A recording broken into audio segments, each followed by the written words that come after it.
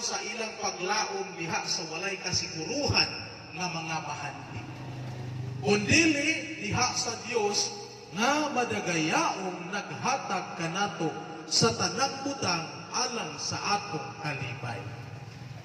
Kinahanglan nga magbuhat sila og maayo, magpadato sa mga maayong binuhatan, andam sa pagtabang o manggihatagon sa ingon niini, nagtigom sila og bahandi alang sa ilang kaugalingon nga usa ka maayong patukuranan alang sa umaabot aron ang ilang mahutdan ang tinuod nga kinabuhi.